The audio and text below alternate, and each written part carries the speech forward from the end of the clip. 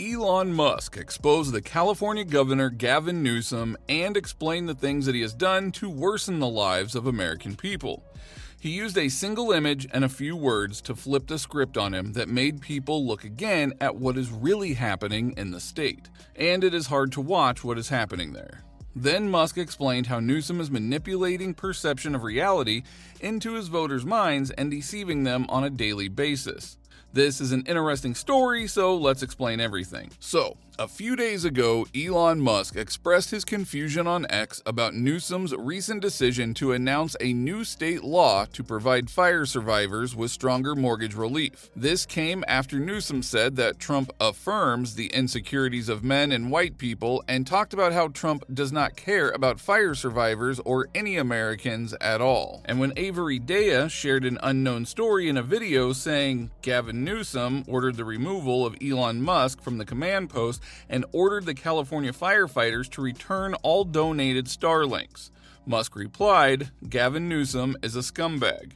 And this is important because Newsom constantly manipulates his fans by blaming Musk and Trump of being dictators and other words. For example, Newsom stated that he lives in fear after Trump won. He mentioned this worry during a talk with Stephen Colbert on his show, The Late Show with Stephen Colbert. And in response, Musk tweeted, "Gavin Newsom is a subtard."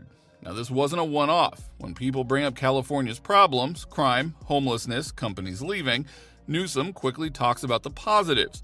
He mentions big numbers, famous schools, and a high GDP. Musk responded that most of those wins were already there before Newsom was governor. In his words, that was all already there before you were governor. Then he asked a blunt question that many business owners are asking. How many Fortune 500 companies have left California? He is pointing to a simple idea. If you are winning, the biggest employers stay. He didn't argue for 3 paragraphs. He stacked visuals and irony so the audience connected the dots. In his words about Newsom during another exchange, he was fully unhinged at stage 5 TDS. Now, you might not like that phrasing, but it worked as a label that travels faster than a fact check. Now, the important part of Musk's argument is very simple and easy to measure. California spent about $24 billion to fight homelessness, and the problem got worse. Musk said the homeless population doubled or something, and that is what people see with their own eyes in major cities. Musk said, "You guys spent $24 billion on the homeless, and it got way worse." His point is not complicated. If you spend that much money and the streets look worse, then the system is failing. He even used a phrase that is hard to forget. It's a self-licking ice cream cone. In other words, the machine feeds itself and never fixes the core problem. And as you know, this conflict between Musk and Newsom is not new. For many years already, Musk has been criticizing Newsom for this problem. It started in 2021 when Newsom took aim at Elon Musk and other billionaires, accusing them of avoiding their fair share of taxes. He argued that the rich benefit from public systems but fail to contribute adequately to maintaining them. He said, "If you don't make the billionaire class pay their fair share of taxes, American working families get stuck with the bill, especially when all over America they're paying starvation wages and skipping out on taxes." Musk responded indirectly, defending his record by noting that Tesla and SpaceX have created millions of jobs and added massive value to the economy. In 2022, Elon posted a meme video where Governor Newsom talked about prosperity while cars burned in the background, and he added a confused emoji. The point was simple. He said the story on TV didn't match the streets that people could see. During deadly wildfires around Los Angeles and nearby regions, Elon criticized water shortages and crisis management. Newsom and firefighters disputed those claims and said that they weren't true. Elon even sent cyber trucks to help responders, but the larger debate, how California is run, did not calm down. By late 2023 and into 2024, the fight moved into speech and technology. It began when Elon shared a deepfake video of Vice President Kamala Harris. Newsom pushed for rules to limit deceptive political AI. Elon fired back and said Newsom was trying to outlaw parody. When a new law against deceptive political deepfakes was signed, Elon blasted it with the line, "The Joker is in charge." In plain words, he said the government was using a real problem, fake videos, to control speech and comedy. Then came the looting clash. A post on X claimed Newsom and California Democrats literally decriminalized looting, barring police from arresting looters and prosecutors from prosecuting them. Elon reposted it with a clown and a globe emoji. Newsom hit back and said Elon was encouraging looting by lying and added it's illegal as it always has been. Here, the split was obvious. Elon said leaders were soft on crime and were hiding it with words. Newsom said Elon was spreading misinformation that could make things worse on the ground. Then in 2024, Musk sparked outrage by calling Social Security the biggest Ponzi scheme of all time in a long interview. Newsom hit back, labeling him a leech on the public and accusing him of trying to strip aid from vulnerable Americans. Musk replied that the system's math doesn't add up and that politicians are hiding the truth. The exchange followed a clear pattern. He led with moral provocation, then shattered a quiet consensus with a sharp clip and a quotable line. The clash spread as a quick video and a couple of sentences. No policy paper required. And now in 2025, Newsom had previously accused Musk's camp of defending a Nazi salute in another dispute. Musk fired back, saying that he had reached stage 5 TDS, and that is when Musk explained why he thinks the word homeless confuses people. He said homeless is a propaganda word.